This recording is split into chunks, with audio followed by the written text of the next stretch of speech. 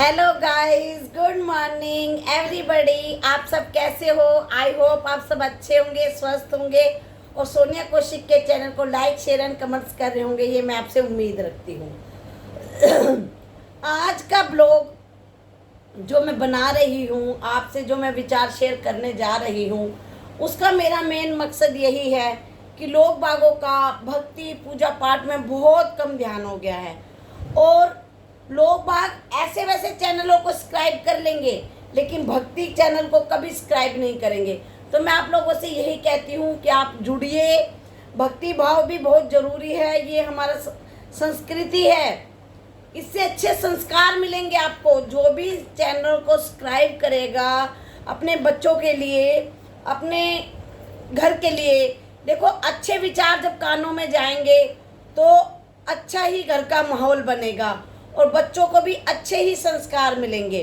तो मैं इसलिए चाहती हूँ कि आप प्लीज़ मेरे चैनल को लाइक शेयर करें और कमेंट्स करें और सब्सक्राइब ज़रूर करें। जो आपके घर में अगर फ्री में ज्ञान मिल रहा है, फ्री में आपको घर में संस्कार आ रहे हैं, तो इसमें दिक्कत क्या है? आजकल क्या है, बस गेम लोड कर लेते हैं बच्चे, ये गेम खेलना है, वो गेम खेलना है, बेकार की चीज़ें सब्सक्राइब कर लेते हैं लेकिन भक्ति भाव को कोई सब्सक्राइब नहीं करता। लेकिन फिर भी मैं यही कहूँगी, भगत के वश में है भगवान। जो सीधे साधे इंसान होते हैं उनके वश में भी भगवान होते हैं। जिन्हें ज्ञान नहीं है वो क्या ज्ञान को स्वीकार करेंगे? ज्ञान होगा तो ज्ञान को स्वीकार करेंगे ना, जब भी तो प्रभु को पाएंगे। लेकिन प्रभु कई बार उन लोगों का भी कल्याण कर देते हैं जो सीधे भाव के होते हैं, सरल स्वभाव के होते हैं। कई बार जो कथावाचक होते हैं, मंदिरों में घंटी बजा रहे होते हैं, भगवान उनको दर्शन नहीं देते। लाखों टाइम से तपस्या कर रखे हो, उनको दर्शन नहीं देते। लेकिन एक शुद्ध भाव के मन को, सरल इंसान को भगवान तभी की तभी दर्शन दे देते हैं, खुश होके। प्रभु पूतना थी, उसका रूप बहुत क्रूर रूप था, राक्षसनी थी वो, लेकिन जब वह कृष्ण जी को मारने आई और दूध पिलाने के लिए आई तो वो बहुत सुंदर नारी बन के आई थी, बहुत ही सुंदर, जैसे कि अप्सरा हो। लेकिन भगवान तो हमारे कुचेहरे को भी जानते हैं और कुविचारों को भी जानते हैं। हम अपने आप से ही झूठ बोल रहे होते हैं, हमारे जैसा कोई है नहीं। भगवान ने अपनी आंखें बंद कर ली थी उस टाइम, और जब उन्हें माँ बन के उसके दूध को पिलाया तो उसका कुरूप खत्म कर दिया, उसके सारे पाप खत्म कर दिए। और जो यशोदा माँ को बैकुंठ में धाम मतलब वो दिया, वही बैकुंठ धाम में पूतना को पहुँचाया और माँ का दर्जा दिया, क्योंकि उन्होंने उसको दूध पिलाया, चाहे वो जहर ही पिलाने आई थी। तो कहते हैं सरल स्वभाव से भगवान बहुत खुश होते हैं और बुरे स्वभाव के इंसान को भगवान जानते हैं। अब एक कहानी सुनिए कि दो औरतें थी, वो वृंदावन में रहती थी और उनका नाम था विमला और सरला। दोनों बहनें थी और वो क्या करती थी, दही दूध दही मक्खन बेचने आती थी यमुना जी को पार करके, और बेच बूझ के शाम को चली जाती थी।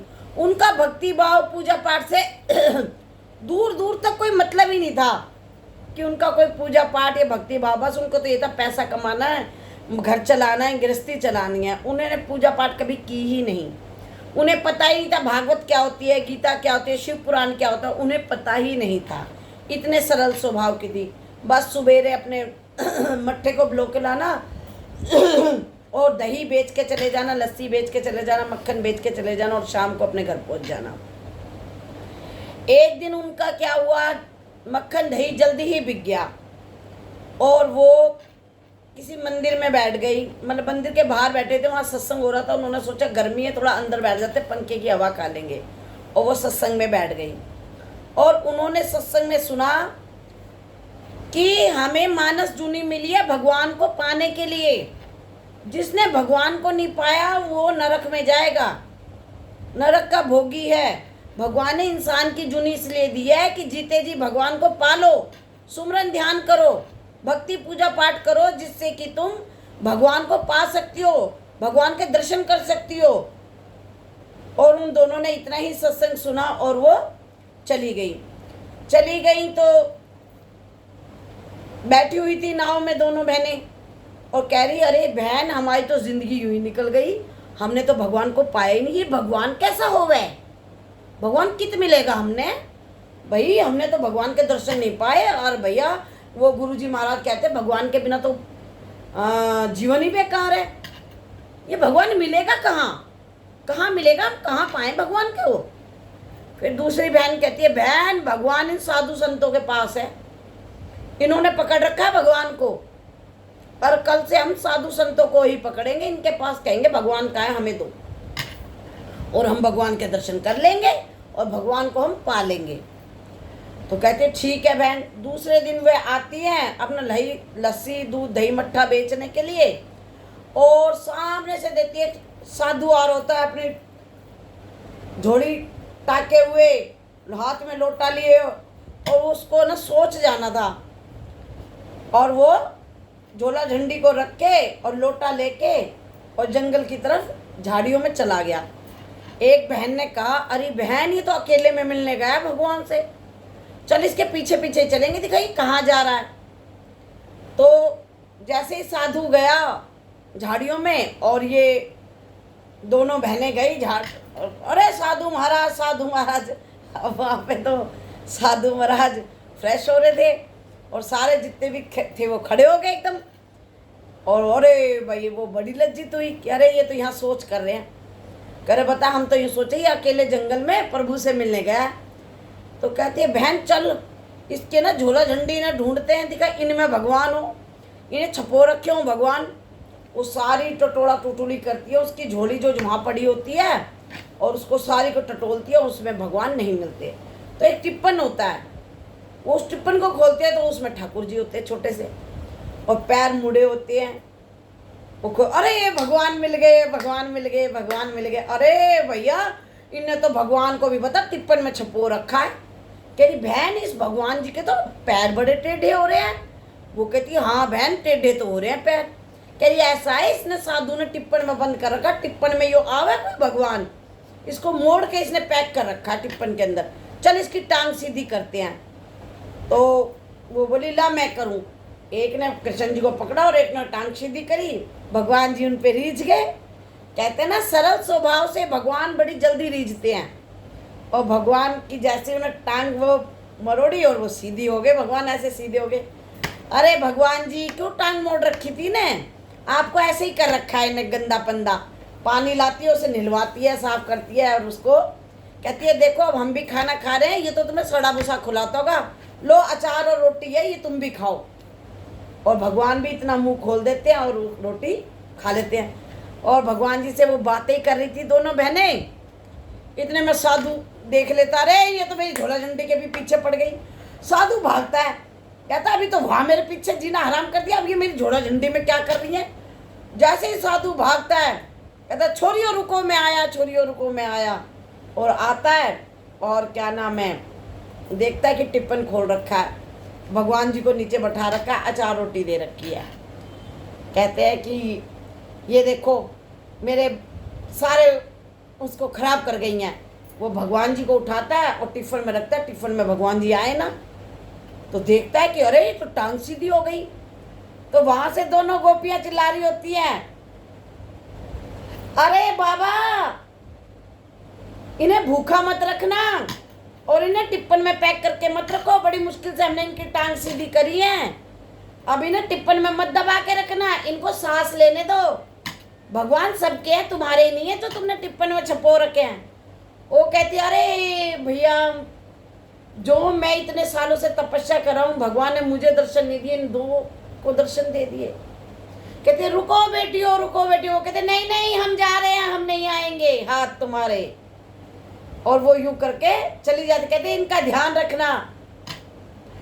तो वो कहता अरे भगवान मैं उनके चरण छू लेता, उनके चरण रज ले लेता, आपने उनको दर्शन दिए, कितनी भाग्यशाली हैं वो, और मैं कितना पापी जो कि मुझे दर्शन नहीं दिए तुमने कभी भी। अब वो चली जाती हैं। अब वो दूसरे दिन तीसरे दिन आती हैं, फिर एक दिन सत्संग में बैठ जाती हैं और जी भागवत हो रही होती है। तो उस दिन सत्संग चल रहा होता है, हरे कृष्ण वासुदेव हरे कृष्ण वासुदेव मतलब भगवान जी का सुमरन ध्यान चल रहा होता है, हे वसुदेव, हे राधे राधे, हरे राधे हरे राधे, हरे कृष्णा हरे हरे हरे हरे।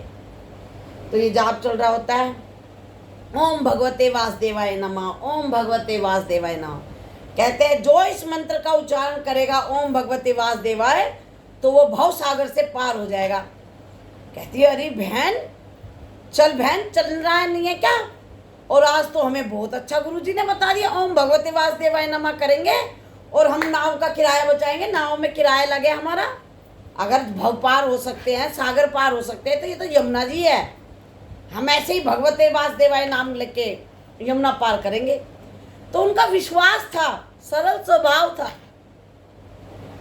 और उन्होंने भगवान जी का नाम लिया, ओम भगवते वासुदेवाय नमः, ओम भगवते वासुदेवाय। ओ यमुना जी पे ऐसे चल के चली गई जैसे कि सड़क पे चल के चला जाता है, जमीन पे चल के चला जाता है, और रोज ऐसे ही आए और ऐसे ही जाएं। अब वो कहती है बहन हमारा तो किराया बच गया, नहीं तो हम तो रोज किराया लगाते थे। चलो आज गुरुजी महाराज को शुक्रिया अदा कर आते हैं और उनसे कहेंगे आज हमारे घर में आप भोजन ग्रहण करें। बोलते हैं ठीक है तू चली जा, मैं यहाँ भोजन की तैयारी करती हूँ, गुरुजी महाराज को ले आ। तो कहती है ठीक है। विमला चली जाती है और कहती है महाराज आपको मैं अपने घर में भोजन के लिए आमंत्रित करती हूँ और आप मेरे साथ चलो। तो वो सोचता है कि भैया मुझे तो मोटी दक्षिणा मिलेगी और भोजन मिलेगा, चलो मैं चलता हूँ। तो जहाँ नाव खड़ी होती है वो वहाँ नहीं मतलब जाते, वो दूसरी जगह लेके जाती है, मतलब दूसरे तट पे लेके जाती है। तो वो सोचते हैं महाराज की भाई यार इसके पास पैसे नहीं होंगे शायद, इसलिए ये ऐसी जगह से लेके जाती है जहाँ यमुना जी कम बहती हो और पत्थर वत्थर पड़े रहते हो, तो ये मुझे पार करा ले जाएगी क्योंकि रोज का इसका अप डाउन है। तो वो उनके साथ चल देते हैं। जब वो उनके साथ चलते हैं वो तो कहती है ओम भगवते वासुदेवाय नमः, ओम भगवते वासुदेवाय नमः, और वो निकल रहे होते हैं और जैसे ही गुरुजी जाते हैं तो वो इतना पानी में अरे मुझे बचाओ मुझे बचाओ मुझे बचाओ। वो कहती है ओम भगवते वासुदेवाय नमः, ओम भगवते, कह रहे मुझे बचा मैं तो मर जाऊंगा। अब वो कहता अरे आज तो मेरी अच्छी जान फंसी इस चुड़ैल के चक्कर में, कोई भूतनी है और मुझे ले आई है।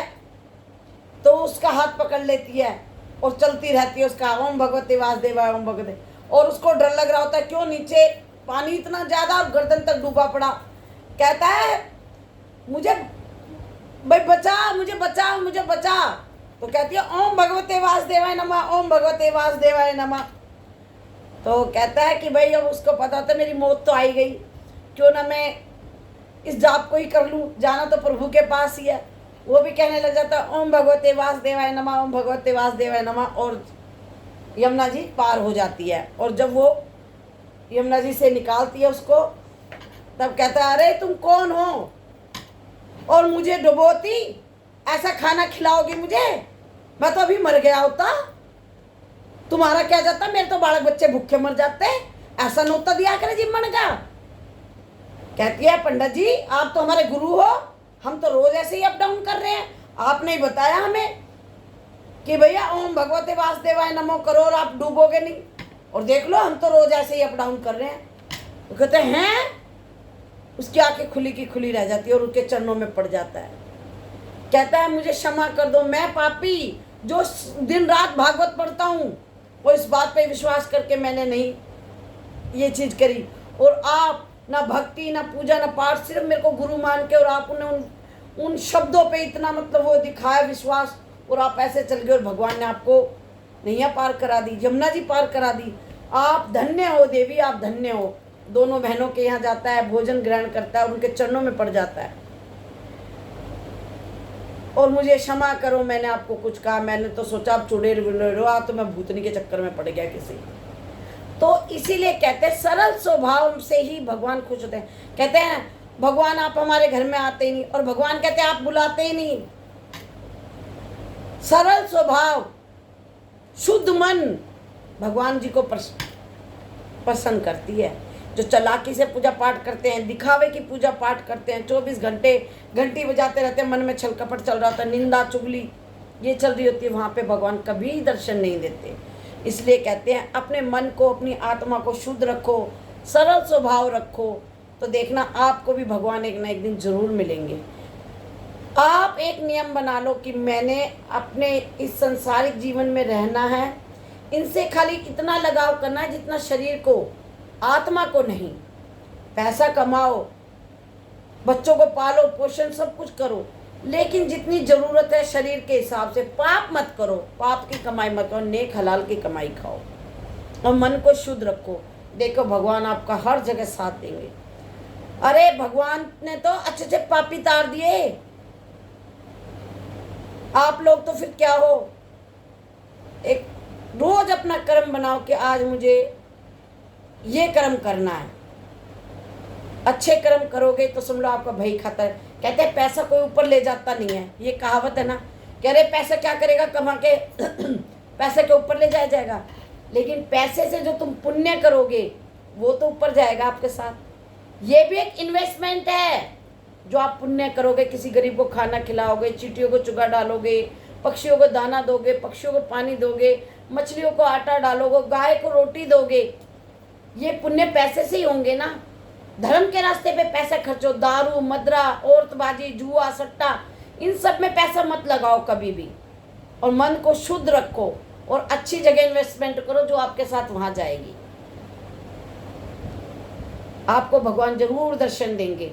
अपने कर्म पर विश्वास रखें और घर के अंदर हमेशा अच्छी चीज चलाएं। कानों में अच्छे सत्संग भजन सुमरन ध्यान ये चलता रहना चाहिए। ओम नमः शिवाय का जाप, ओम भगवते वासुदेवाय का जाप, ये करते रहना चाहिए और उसी तरह शुद्धिकरण हो जाता है घर का भी।